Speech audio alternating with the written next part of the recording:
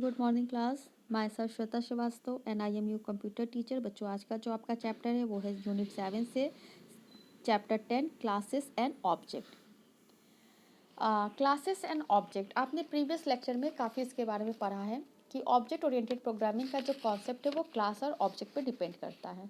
आप जानते हैं क्लास के अंदर बहुत सारे मेंबर्स फंक्शंस होते हैं और डेटा मेंबर्स फंक्शंस भी होते हैं जिसे ऑब्जेक्ट के जरिए हम एक्सेस करते हैं। क्लास के अंदर जो भी वेरिएबल्स होते हैं उन्हें डेटा मेंबर्स कहते हैं और जो फंक्शंस होते हैं उन्हें हम फंक्शंस मेंबर्स के नाम से जानते हैं।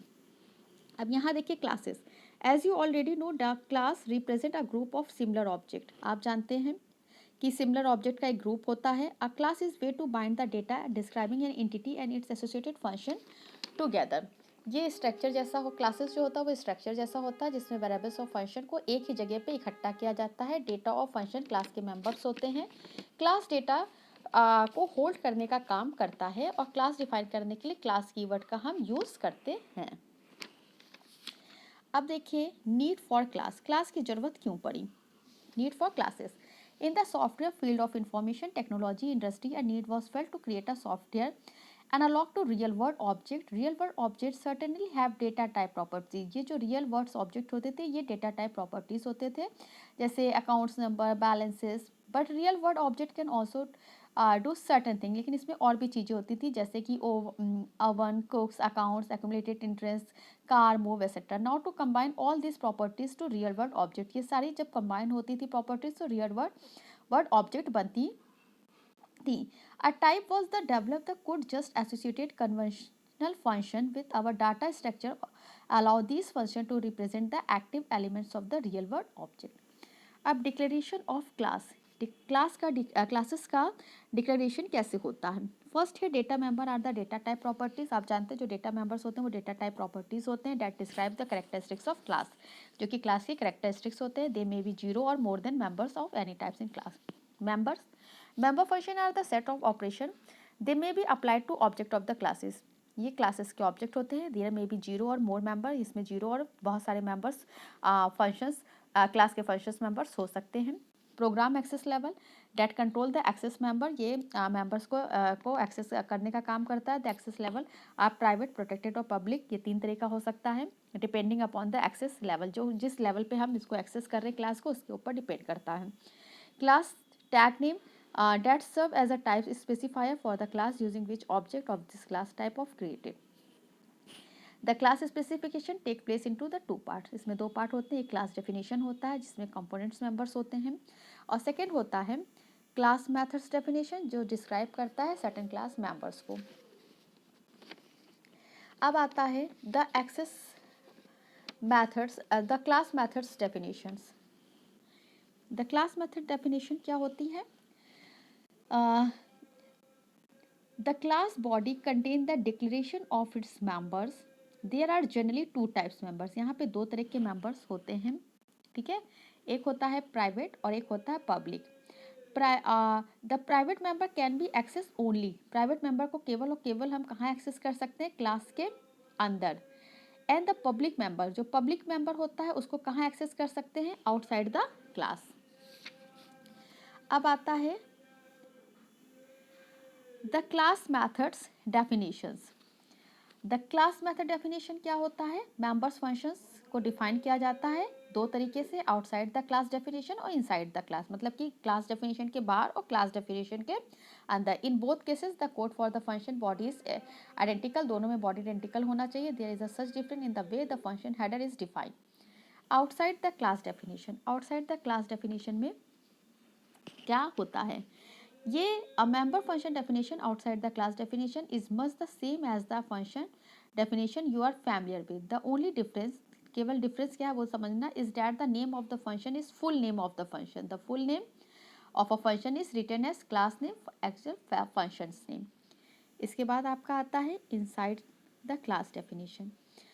When a member function is defined, जब कोई member function को define किया जाता है कहाँ? क्लास के अंदर, inside a class. The function definition is just similar to the function definition you are familiar with. That is, now you do not need to put the membership level along with the function's name.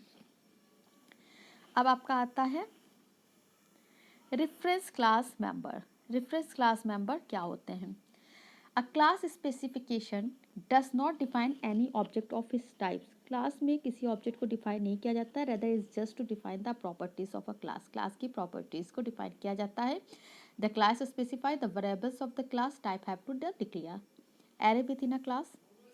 A class can have an array as its member variable, जिसके array होते हैं वो members variables होते हैं। Array in a class can be private और public data members of the class, public और private data members होते हैं क्लास के। If any array happen to be a private data member of a class then only the member function of the class can access it. यदि private होगा तो केवल class का member ही access कर सकता है, जबकि दूसरी तरफ यदि ये पब्लिक होगा तो इसे कोई भी एक्सेस कर सकता है।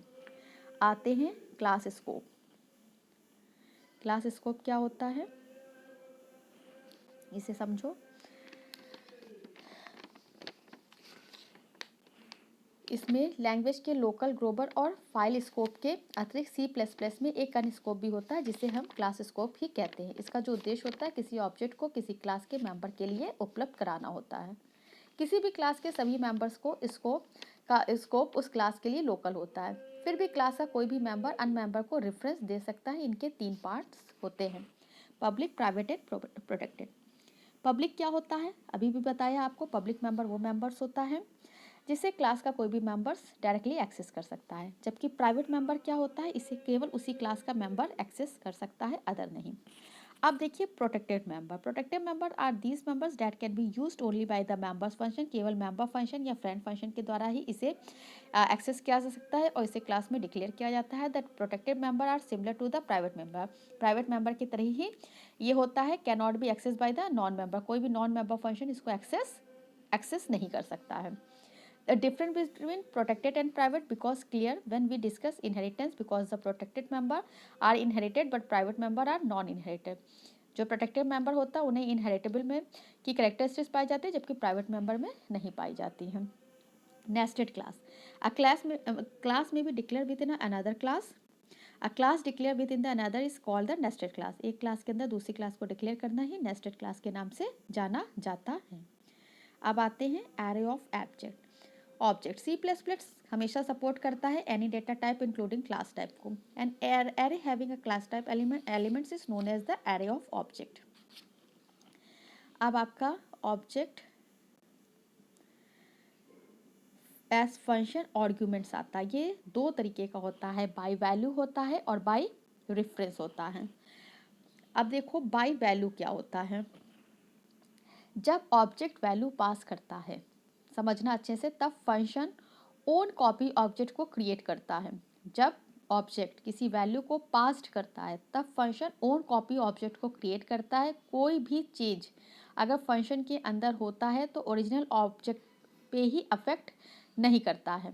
जबकि अदर हैंड क्या होता है, यदि ऑब्जेक्ट रेफरेंस द्वारा पास्ड होता है तो उसे ओरिजिनल ऑब्जेक्ट से यूज़ करते हैं फंक्शन कॉल करके।